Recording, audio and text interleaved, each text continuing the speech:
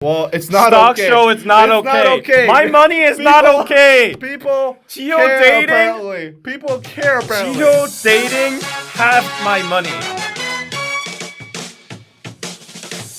Welcome to YouTube's favorite K-pop show, DK News. My name is Danny Kim. David Kim. Today we have lots and lots of news for you today. First off, Korea is in a trade war with Japan. And second, we have an SM supergroup that's rumored to debut very, very soon. And last but not least, Jihyo, Kang Daniel. Oh. Or maybe Momo and Heechul? Maybe. So on to the first news. South Korea is in a trade war with Japan. South Korea is currently waging a national-wide boycott against Japanese products, and it has been doing so for the past month or so. And this is in response to Japan's enforced export controls on Korea. So delivery workers are right now refusing to handle Japanese shipments. Nobody's going to Uniqlo. Nobody's going to Uniqlo. Car repair shops are refusing to service Japanese cars. And supermarkets are refusing to stock up on Japanese products such as beer and produce. In late 2018, South Korea's Supreme Court ordered Mitsubishi to pay reparations for the company's use of slave labor during the Japanese colonial rule over Korea in the first half of the 20th century. And Japan claimed and still claims that all the matters regarding forced labor was settled under agreements that were made between Korea and Japan in 1965. And South Korean Supreme Court rebutted that such agreements could not impede the individual rights to seek payment for their forced labor. In retaliation, the Japanese government placed a trade embargo on South Korea of key materials for semiconductors and displays due to what they called a national security concern on July 1st of this year. This new trade embargo would mean that Korean electronics companies will have trouble getting the required materials to manufacture their products, as they have very deep supply chains in Japan. So this is a very big blow to the South Korean economy, as it's heavily dependent on exports of high-tech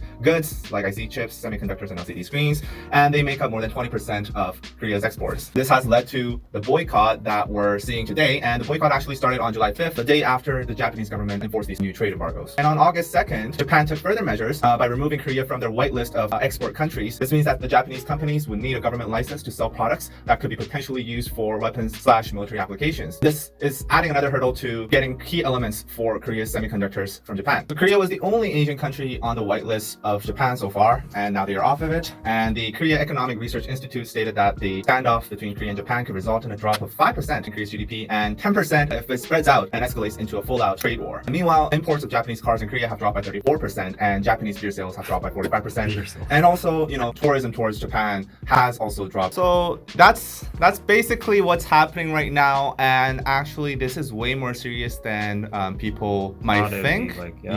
Because there's people that are ousting Koreans buying Japanese products online. So like on these Instagram accounts, they're posting people going into Uniqlo, people going to Japan for travel and stuff like that. Today, actually, a district in Seoul posted banners on the streets saying "No Japan, we don't buy, we don't go to Japan." Basically, it's like a really, really big thing right now in Korea. And I just have to say, whoever designed that did a good job, though. Yeah, that is a good designed poster. It's incorporating the Japanese rising sun symbol. To give you the reality, Uniqlo's deserted. I've been there yesterday. Right, yeah, I saw Nobody's it. inside. Nobody's there. People are hating on people consuming Japanese beer for sure. Food, even, and culture as well. Right, so, anime. Everything. So it's Korea versus Japan right now. On their side, we're the ones who didn't abide by our agreement that happened in 1964. And also the recent ones. Yes, also the recent one from the previous administration. I think the major cause was the Mitsubishi thing, but underlying there is, of course, the consistent and everlasting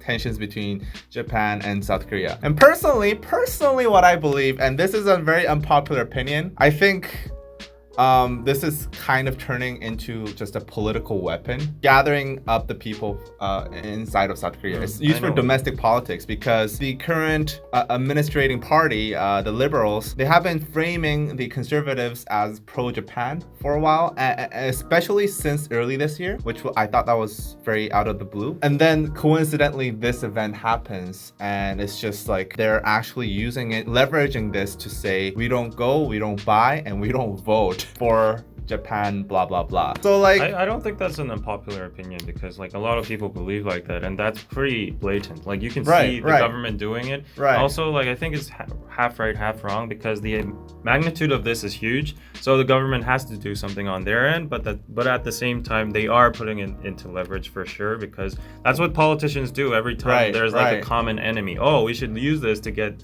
like the votes or the people's hearts again, and then they're winning it back. I think like the president put out some strong statements like we will never lose to Japan again ever again. And people love that shit. And honestly, like I think it's understandable that people love that shit because there's Japan's never been like a president like that. Forever enemy for Korea. But at the same time, what pragmatic effect does that have on our economy and stuff like that? People are saying the president's just personally trying to save his ass from all the economic down. Right. And plus, I think this is partly a tactic to divert the attention from North Korea because right now, North Korea, despite all our efforts the past 2 years to make friendly talks with them, they have just tested another missile like a day ago or something. And that's going to be actually covered in our third episode. Right. I understand why the trade war is happening, and I partially support it because I do believe that these individuals, regardless of what the government negotiated in 1965, deserve the right to go on an individual case against the company. And I think the Japanese government's response to that was not just. However, I do think this entire thing has been escalated to another level thanks to what we're doing on our side as well. So I don't know, I have mixed feelings with it, but obviously if a Korean sees this, they'll be pissed that I say this. Yeah, as a Korean, I'll state my opinions. Okay. First of all, I'm very mixed too. I partially agree to this, but the reason Koreans are mad is because what Japan did to Korean people during the war and like their colonial rule is equivalent to the Holocaust. I would say it's not that off. They did experiments, they made us slaves, they made sex slaves, they colonized our country. There was like so much blood, anger, and tears during that era. But what happened is like Japan never really gave a sincere apology. Technically, their officials came out and say like we're sorry, we apologize, and we'll give you some compensation for the comfort women, blah blah blah contracts. So technically, Japan did what they had to do, like technically. And technically, the Korean government agreed to that. So I think personally, it's the fault of that administration. Okay, but the problem is that over a majority of Korean people did not approve that response from Japan because like German people have a very different attitude. They apologize sincerely every year. They have a memorial. They have like education to their children in schools. Like we did this in the past. We should learn from it. We should never do it again. That is their attitude. That is the difference with Japan. That's why people are mad and people don't approve their technical apologies. And that's why this regime is trying to settle that in the right way. I think it's partially right to do this boycott on Japan, but I think it should be framed in a more positive way in like promoting made in Korea more than like let's not use made in Japan because like that's very offensive and that could make a conflict between the Japanese people and our like two countries. Yeah, and I actually saw like some shops showing signs that they don't accept Japanese customers. That's like a little bit too much. So the way they should do it is actually promote the cause, the actual cause of like promoting our own stuff. Let's become more independent from Japanese supplies and material. That's the way they should do it. They're just doing like, oh, no Japan, fuck Japan, like no Japanese customers, no Japan on the streets like with flags. I don't think that's a good idea. That's just my okay. Here's the thing though, like Japan is Korea's third biggest export and trade partner, and we need Japan. And also Japan needs us. What I see from this is we're still playing the blame game here. We're pointing fingers at each other. I hope this comes to a resolution fast, regardless of who is to blame in this, because at the end, none of it is beneficial to anybody. None of it might be beneficial for everybody in the short term, but I kind of do agree that with this situation, we could get our own independent supply chain going on for our like semiconductors or whatever, like digital cameras, TVs. I do believe that the Korean companies like Samsung, blah, blah, blah, have the ability to actually manufacture those products if they go into R&D for a couple months and years and actually try to like promote their own products, and we should make like 100%. Like not 100%. Okay, like okay. So we're 70 going like 70 plus such a 80% Korean products. I believe in patriot. our country, our companies, Oh my and goodness. we should use this Okay. opportunity to get more independence in our products. Well, the government did say that they were gonna fund R&D efforts with hundreds of millions of dollars, and guess what? That's tax money. So well, there you go. Yeah. I don't support know. that. I'm very doubtful that this will do anything yeah, except for I hurt just us. don't believe in the method they're using right now. Okay. Next news. SM Entertainment is about to debut a supergroup. Superman. According to numerous reports, SHINee's Taemin, EXO's Kai and Baekhyun, NCT's Taeyong, Mark, and Lucas are about to debut as a concept boy group before the end of this year. Super excited. This is still just a rumor, actually, but this group is expected to be a concept group, not just a one-off project group. Concept So group. it'll be more of a permanent A thing. legit thing. Yeah, and SM Entertainment has yet to deny or confirm these rumors and said an official announcement will be made on August 8th. So what I'm thinking is, well, since they're gonna make an official announcement about this on August 8th, it does exist. Yeah. And yeah, that's basically the news. Not much about it out there, but some of the fans are kind of having some negative thoughts about it. Why? What are the negative thoughts on? Well, they're like, oh, I stand Kai and I stand EXO. I don't stand this, SM group. but personally, I don't know. Like, I feel like this is a very fresh attempt from SM. I don't think any label has ever done this before. So I think this is a, interesting experiment. Yeah, we've seen. But what's confusing me is like, what's the difference between units and a concept group?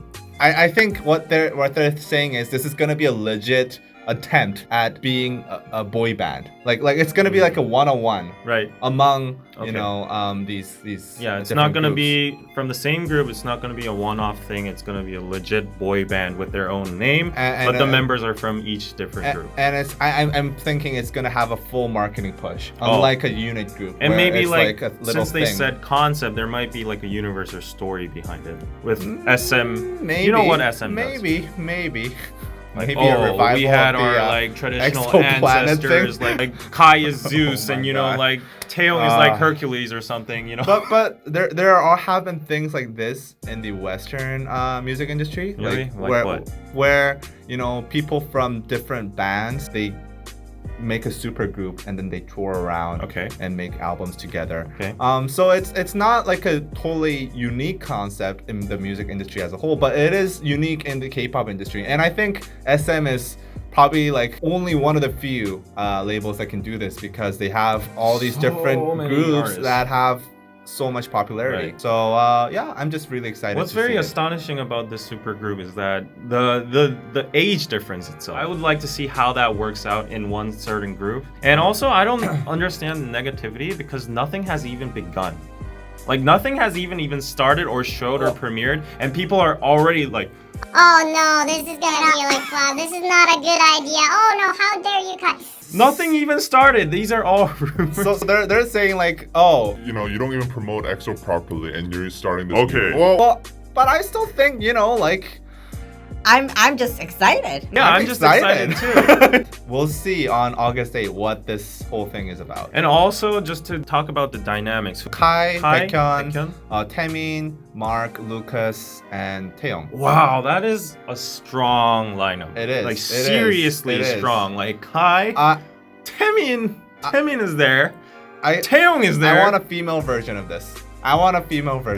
Okay. Maybe not from SM, like maybe from all these different companies. Like, we'll have like Lisa, Oh yeah. maybe Jennie, and then Soyeon from G Idol. Okay, and- in your dreams, but we're talking about SM right now. But wow, Yeah, we okay, have okay, all okay. the vocals ready. Right, Like, oh, right, Baekhyun's there right. too. We have all the dance line ready. Right, Taeyong and right. Taemin there. I'm wondering though, like, who will be the leader, Of course, it's gonna be like obviously from EXO, or like or in Taemin. Korean perspective. Or Taemin. Is SHINee is Hanbae. Oh shit, yeah, there's SHINee. Taemin. SHINee shit. is Hanbae, right? Oh shit, okay, yeah. He'll be the leader. He'll yeah, be the yeah, leader. yeah, yeah. Okay. Yeah. Good luck to you guys. August 8th, everybody get excited. And next news. So The big one. Okay, so Dispatch sent us some tea. Jihyo and Kang Daniel are officially dating. Actually, Kang Daniel put out a statement that he is sorry? To all the shocked fans, and he has always been true and grateful to his fans' support. He mentioned that the love of fans was what made him overcome the recent various events, like from him going solo and stuff like that, the conflicts with his company. And while he admitted that they are dating, through the words like, I couldn't tell you sooner, like no other words were mentioned about his relationship, but only on how he will become more mature and better Kang Daniel in the future. And that's pretty funny, yeah. Yeah. And on Jihyo's side, she was pretty silent herself, but JYP announced that the two are meeting each other with good feelings. And this news was initially released through Dispatch when they released an article saying that the two were meeting and dating in UN Village. Wow. And there's a funny story about this too, because EXO's Baekhyun recently put out a song called UN Village, and it trended for the whole day because of this news. Thank you, Kang Daniel. So basically, UN Village is like Beverly Hills of Korea, where like Jaebols and like celebs like Rain, Taeyang, Song Hye-kyo all live there. So before we go on to the debate, the day after this, actually today, another member of Twice, Momo, Twice is getting it, has been revealed to have been dating Super Junior's Kim Hee-chul for 2 years. Wow. Reportedly by Market News, this is not it. However, this turned out to be a false alarm, as both management companies SJ Label and JYP put out an official statement that these are baseless rumors. The context international viewers might not catch is how the actual Korean public is reacting to this. This is the interesting part. And of course, there were like some angry Kang Daniel fans and onces, as always. But honestly, I don't think this whole idol dating issue is worth a debate anymore, because it's it's been done. Like, idols can date, for God's sake. But the Korean public is actually concerned on the nation's current situation and economy, which is tied to our first episode. Oh my gosh. And these are some of the most upvoted comments. I'll read them to you. The first one is 나라 경제 폭망에 북한 미사일 등 정보에서 덮으려고 발악을 하네요. 북한 미사일 검색합시다. 이렇게 물증 없는 루머 기사 보지 말고. Right. Okay. And 주가 폭락하고 대통령은 무슨 북한이랑 협력해서 일본이 이긴다는 정신 나간 소리 하고 있으니까 열애설이 하루 건너서 빵빵 터지네. 막 터트리는구나. 덮으려고 해도 경제 상황이 보통 안 좋아야지. 이틀 연속 트와이스 열애설 터트리는 게 북한 미사일 발사 코스피 증시 하락 하루 만에 50조 원 증발한 거라고 걸 가리려고 열애 기사 도배하는 거 뻔히 안 보이냐. And North Korea is currently shooting missiles again, saying that they don't. Oh my god. They actually said, "Don't act like you want to get punched towards us." I'll fucking punch you is what they said. Since the U.S. and South Korea has reinitiated their joint military practices, that's why they're pissed. And KOSPI, the Korean stock market, has fallen beneath 1,900. For the first time in 3 years. And like lots of money just evaporated. Right. So I've prepared a debate question. It's not, are idols allowed to date? Like boring. Boring. That has been get on that our channel. boring shit out of there. Yeah. Let's get political. Do you think these idols dating are intentionally timed? And do you think ties exist between the government and entertainment news outlets such as Dispatch? What do you think? 3, 2, 2, 1. What is that? Half. Well, I think it's tied. It's so obvious. It's so obvious. Come on. I thought you would say X. No. Because the Dispatch article, I saw a screen cap where it said the article was written on July 25th, and then it was posted on August, whatever date it is. So it actually showed that on the article itself. So if that is true, then that means they were just waiting. They had the thing waiting.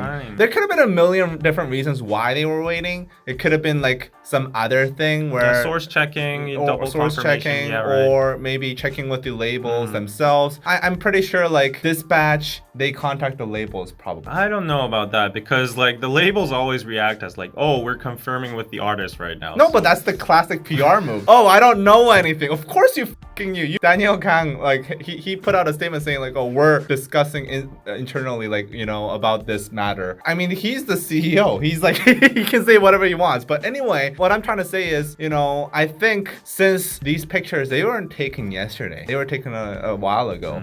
So they had the article ready. Stacked up on their shelves. Right. And they were just picking what time to release this. And it comes at an ever so convenient time where North Koreans, they launch a missile. And that just basically is a very big fuck you to the current Korean president who's trying hard to get in talks with North Korea. And then North Korea says, I'll punch you in the fucking face if you don't shut the fuck up. And that's also another big fuck you to, like, they literally said, punch you in the face. Don't do anything to get punched to the South Korean government. And the South Korean government has been trying to send them aid, you know, has been trying to send them food, support, rice, and everything. also trying to talk with them.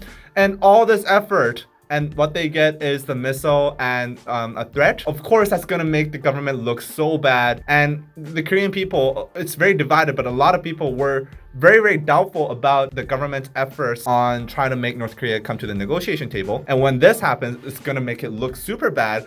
On top of, you know, the Kospi dropping like crazy, and also the overall economic situation not being very, it's actually terrible. They needed something. We need a disguise. We need an oasis. And who is better than Kang Daniel, Korea's most loved boy idol, and and the nation's girl group twice, and Leader. Jihyo. Oh my god. It's like a nuclear bomb. Right. And I think people are also believing the Momo thing too. Like, even though they denied it. You they're know, believing. did you see the source? It came first from a place called Market News. Well, actually, I saw their previous articles. Okay. It's like nobody knows this place. Yeah. But the previous article was Isangwa and Gangnam. Okay. That was their exclusive. Oh, so they okay. have a record of Okay, they have a dropping reputation. exclusives. Okay. But I don't know their credibility, honestly, because it's like, who the f reads Market News? I never even knew this thing existed. What is Market News? Maybe it's about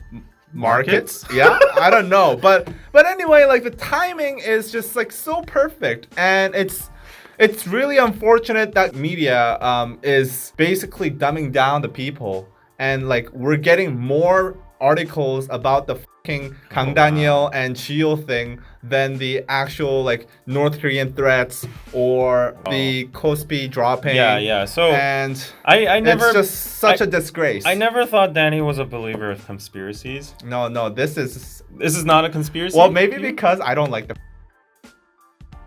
There is also an alternative explanation. This is actually a conspiracy. Okay.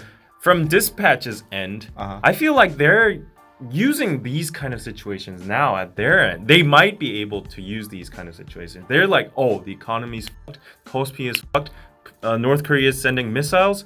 Oh, people are gonna get pissed if we drop a huge entertainment scandal right now. They're gonna like, don't pay attention to this, but they're gonna pay more attention anyways. So Dispatch they're is like, masters. Dispatch- So Dispatch is actually anti-government. No, but what actually- I'm saying is Dispatch is the puppets of the government, and what you're saying is they're actually trying to fuck up the government. No, they're not- because yeah, people are gonna think like, oh, the government's doing this again. right. Oh, And they're so getting the meta. clicks as well. So meta. They've been dating since January, Jihyo, and Momo has been dating since 2 2 years years. ago. And they Allegedly, dropped reportedly. consecutively when North Korea All is this doing shit. that, and all this Kospi is down commotion. at 1900. I've lost like. I bought Cube Entertainment. It has dropped into half of its price. Hey, stop talking in front of me. I've put all my life money into JYP. Oh wow, JYP is gonna.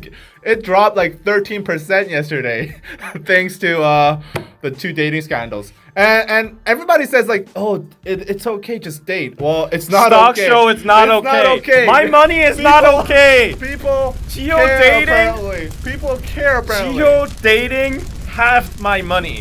It half my money right now. I lost $10,000 just yesterday. Wow, from Jihyo dating. See, this is why I don't invest in K-pop stocks, because like literally out of the fucking blue, it's not even, you know, rumors are like brewing up. It's just like they had the news for 7 months, and out of fucking blue, just Dispatch just chooses to upload it, and then their money is cut in half. I think this might be a fresh perspective to our viewers. Okay. People always say, all those fans that have fantasies that they're gonna date with Jihyo or Kang Daniel are delulus. They don't have real lives. Blah blah blah blah.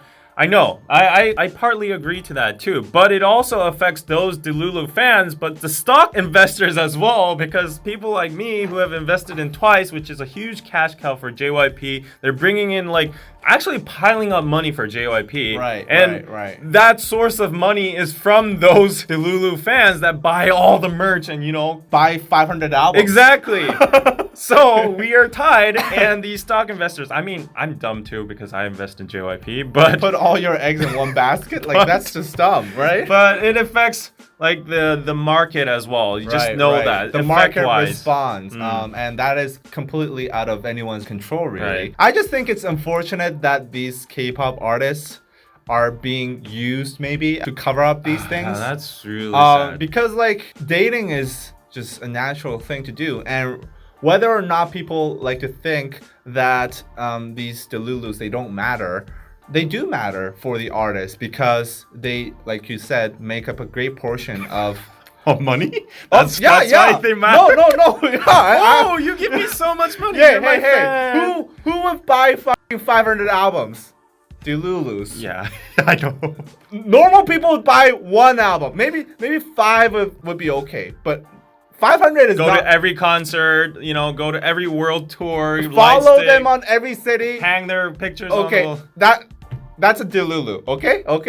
Whether you think it is or not, that is a Delulu, okay? Let's say a passionate fan. Okay, that's a super fan.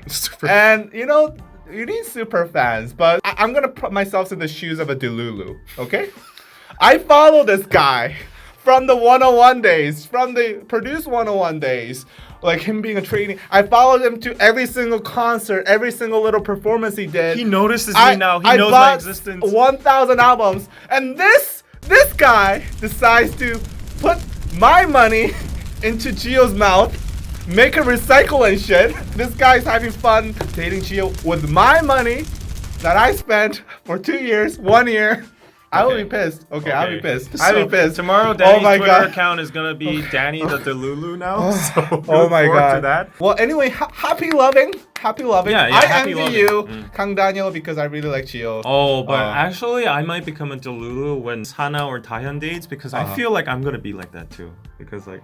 Well, I think you're already a Delulu. You lost $10,000 because of JYP. I think that's more than buying 500 Okay, so I'll change my account into David the Delulu. Okay, but anyway, that's it for DK News today. I hope you guys enjoyed it. If you want more Delulu related news, then please follow us on Patreon, patreon.com/DKDKTV. Become a DKDKTV Delulu. Yeah, come into our Discord chat. Pay money for us. Listen to our Delulu chats in the Discord chat. All right. Well, there you go, and we'll see you guys next time.